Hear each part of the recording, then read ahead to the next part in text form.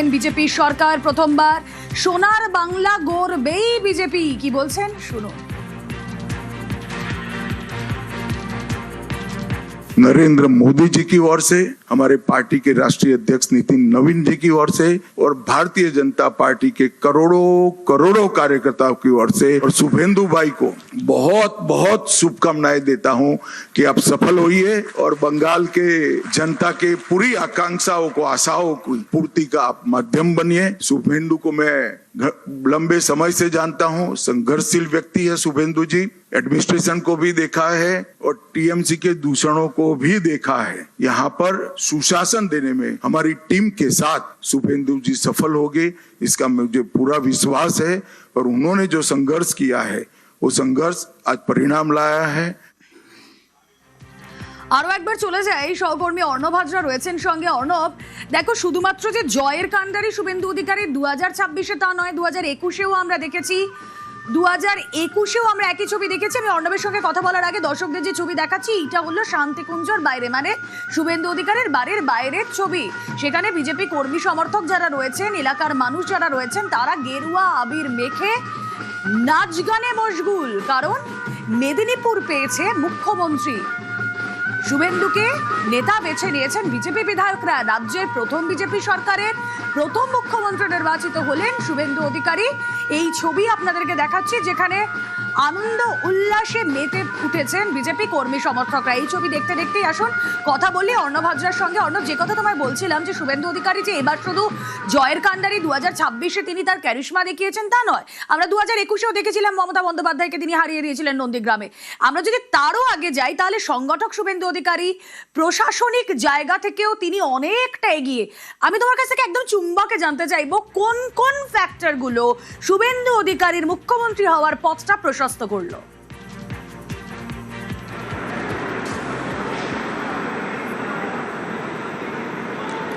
দেখো, শুভেন্দু অধিকারীর রেকর্ড, তার সংসদীয় রাজনীতিতে তার অভিজ্ঞতা, তার বিধায়ক হিসেবে কাজ করার অভিজ্ঞতা, তার এ রাজ্যে মন্ত্রী হয়ে এ রাজ্যের যে প্রশাসনের যে অন্দরমহল সেখানে ঢুকে কাজ করার অভিজ্ঞতা, একই সঙ্গে তার আইপিএস আইএস লেভেলে তার যে নেটওয়ার্ক, সেই নেটওয়ার্ক, একই সঙ্গে এই প্রশাসন বা মন্ত্রিত্ব চালানোর জন্য যে দক্ষতার প্রয়োজন, শুধু তাই নয়, বিভিন্ন বিষয়ে তার কিন্তু আপডেটেড তথ্য থাকা, সেটা আইনি পরিভাষায় বলো, যে কোনো বিষয়ে লিগ্যালিটির দিক থেকে বলো, সব দিক থেকে তিনি কিন্তু আপডেটেড ছিলেন।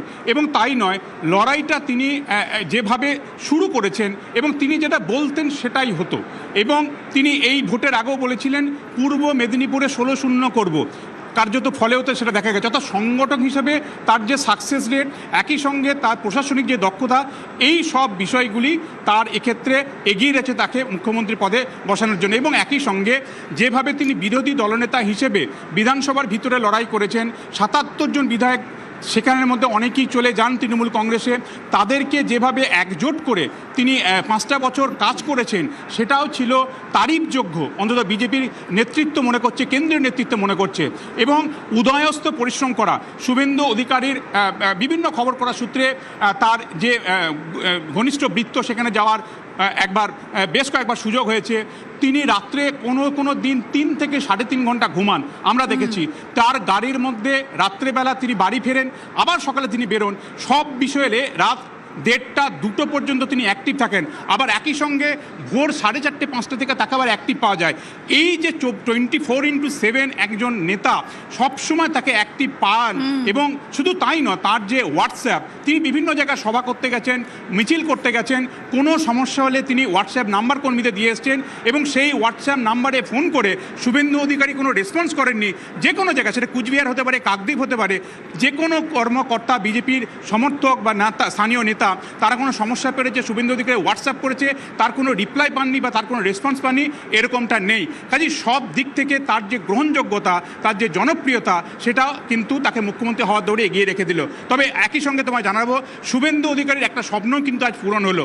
তার তৃণমূল কংগ্রেস ছাড়ার কারণ হিসেবে ঘনিষ্ঠ মহলে, সেখানে আমরা কয়েকবার যাওয়ার সুযোগ পেয়েছি, তিনি বারবার বলেছেন তিনি ছোট থেকে কলেজ লাইফ থেকে তিনি রাজনীতি করছেন, এখন কোনো এজেন্সি আইপ্যাক নামক সংস্থা তাকে যদি বলে দেয় অমুক জায়গায় একটা সভা করতে হবে, তমুক জায়গায় একটা মিছিল করতে হবে, এটা তিনি মেনে নিতে পারেননি। আর দ্বিতীয় আরেকটি বিষয়, নেতাজি ইন্ডোর স্টেডিয়ামে তাকে যেভাবে সরিয়ে দেওয়া হয়েছিল তৃণমূল যুব কংগ্রেসের এই পদ থেকে, শীর্ষ পদ থেকে, সেটাও তিনি নিতে পারেননি। এই দুটো বিষয় কিন্তু তার মনে একটা গভীর আঘাত ফেলেছিল এবং তিনি বারবার বলছিলেন যে এই সরকার এবং মমতা বন্দ্যোপাধ্যায়কে হারানোই তার একমাত্র এজেন্ডা, এবং সেই জায়গা তিনি মনে করছেন তিনি সফল। বিজেপি নেতৃত্বও তাকে সার্টিফিকেট দিচ্ছে এবং আজকে তার দলনেতা নির্বাচন হওয়া, সব মিলিয়ে শুভেন্দু অধিকারীর একটা স্বপ্ন পূরণ হওয়া, পূর্ব মেদিনীপুরের মানুষের একটা স্বপ্ন পূরণ হলো আজ।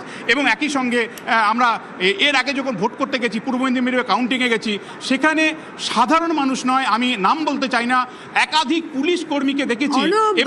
একেবারেই সঙ্গে থাকো, আমি আবারও তোমার কাছে আসবো।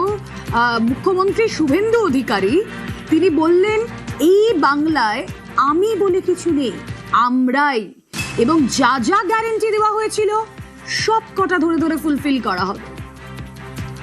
আমাদের নেতা নরেন্দ্র মোদীজি যে যে গ্যারান্টি দিয়েছেন সব গ্যারান্টি পূরণ করার কাজ ভারতীয় জনতা পার্টির সরকার করবে। আমি নয়, আমরা নীতিতে ভারতীয় জনতা পার্টির সরকার করবে। কথা কম, কাজ বেশি ভারতীয় জনতা পার্টি করবে। চার্জশিট প্রকাশের দিন মাননীয় নেতা অমিত শাহজি দুটো প্রতিশ্রুতি বাংলার লোককে দিয়েছেন। সন্দেশখালী থেকে আরজিকর হয়ে যত মা বোনেদের উপরে, কন্যাদের উপর অত্যাচার হয়েছে তার কমিশন বসবে এবং যারা অভিযুক্ত তাদের বিরুদ্ধে ব্যবস্থা নেওয়া হবে। মাননীয় অমিত শাহজি চার্জশিট প্রকাশের দিন ঘোষণা করেছিলেন যে পশ্চিম বাংলায় ইনস্টিটিউশনাল করাপশন, প্রাতিষ্ঠানিক দুর্নীতি যারা করেছেন তাদের বিরুদ্ধে রিটায়ার্ড জাজকে দিয়ে কমিশন বসানো হবে এবং উপযুক্ত ভাবে আপনাদের সরকারি অর্থ যারা নয় ছয় করেছেন তাদের বিরুদ্ধেও আমরা ব্যবস্থা নেব।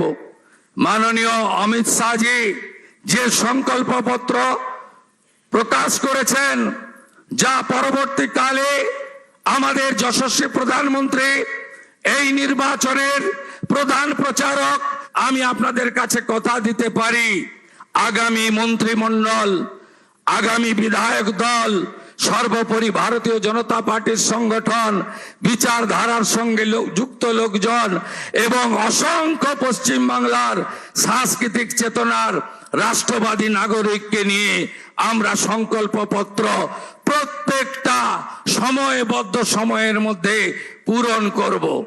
আমাদের আসন একটাই মন্ত্র হোক, স্বামীজির মন্ত্র, চোরৈবতী চোরৈবতী চোরৈবতী।